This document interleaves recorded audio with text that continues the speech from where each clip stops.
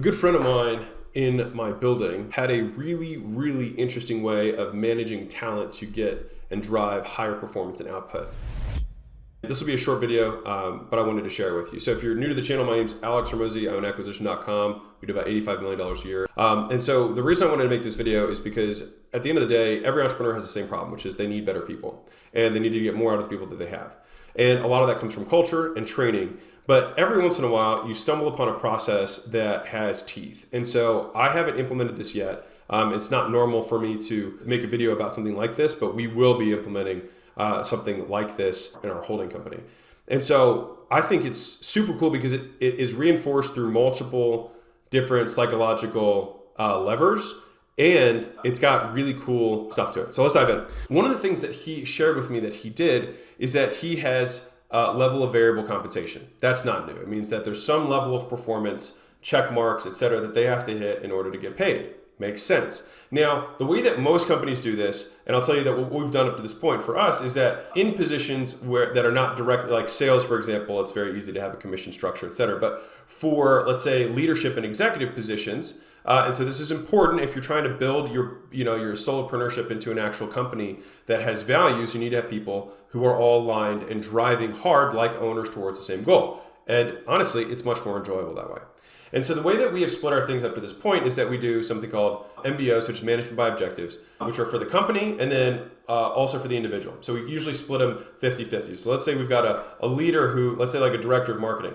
They're not going to like get a sale, but we know that they're in charge of all of the rainmaking for that particular business line. They might get, let's just use round numbers. Let's say their targeted earnings is $200,000. We're going to give them a $100,000 base, and we're going to give them $100,000 of variable compensation, right? Now, of that variable compensation, that half, we split that again in half. Half of that, which would be 25% of their total comp, is going to be of whether the company grows overall. So if we hit X, Y, and Z metrics, they'll get of growth or new sales or profitability, then they're going to get those things, right? And the other half is going to be on whether they did something personally that they have control over. So it might be adding a new channel or a new platform, or creating some sort of process that we want to automate, or bringing in a new XYZ manager, right? Those would be things that they have complete control over that we can check box. Even if the business doesn't do well or it doesn't hit the goals of growth or just marginally grows, they can still get half of their variable comp. So if you've got 100 grand, they got that guaranteed, and they've got 50 that as long as they do all their stuff, they've got, and then they get to participate in the upside of the business if the business overall grows, right? And so that is how we've done it up to this point. It's worked well, right? But what he presented was a different way that I really liked.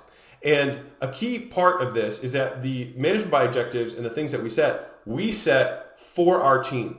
Okay, so they don't have a choice in it; they just accept it, or they might try and negotiate a couple terms, but that's more or less how the compensation structure works, right? With the way that he sets it up, is that every position has a level of variable compensation.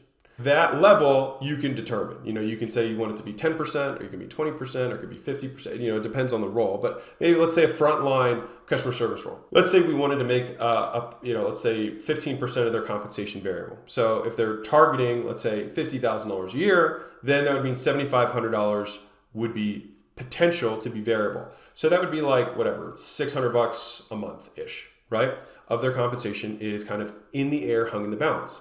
And so here's the cool thing. What he does is that he says, this is the variable comp, and you get to set the goal every month. So it's a 30-day rolling goal, and every month they get to set the goal of what they're going to do. They have to, show it publicly. So you get some social pressure in there, right? You also get autonomy because they're the ones who are picking it. And so here's what's cool. If everybody on the team has to say what their personal goal is, right? And they get to set it. And if they hit their personal goal, as long as it's aligned with the company goal overall, like it's going to contribute to that goal, then they can make it, right? They have to obviously prove that it in some way furthers the overall division or department's goal. But as long as it's aligned to that, the extent to which and the amount that they have to hit, because it's got to be quantifiable, right? If they set that goal, they can set it as big or as little as they want. What happens is that the social pressure of wanting to set good goals automatically self-corrects. So you might think, well, what if they just say they get, a 0.5%, improvement or something like that, and then they hit it? Cool. But the thing is that people on the team are going to be like, dude, come on, that's the goal. And then all of a sudden they raise it. But they raised it, no one else. And so they have complete autonomy and ownership over that goal. Now, for you as an owner, what you can do, obviously, is let's say that your targeted earnings for the person is $50,000 a year. That's fine. You just take 15% and make it variable. So like they have the potential to earn the whole thing, or they have the potential to earn somewhat less. Like, don't worry about the variable comp. The piece is that we have intermittent reinforcement, which is another way of saying variable reward. For an employee, they have complete autonomy and they have social pressure and they have some level of competition. And this is really useful in roles that don't necessarily directly tied to the bottom line like sales does, and are more difficult to quantify, right?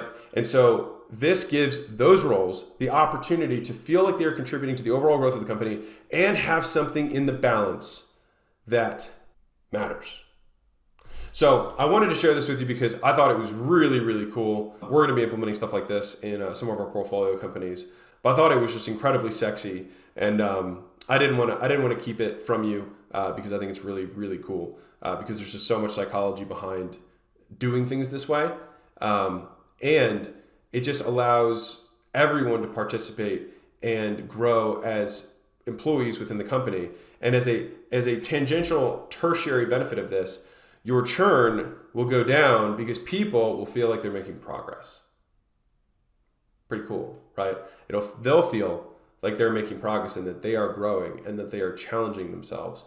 And that, at the end of the day, is what you want every workplace to fulfill for your employees. Now, whether they feel fulfilled, you have no control over. But if you can create an environment that increases the likelihood that they feel that way, given a normal human construct, I think that you're going to build a better business. So lots of love. Keep being awesome. Mosey Nation, love you all. And I'll see you guys next video. Bye.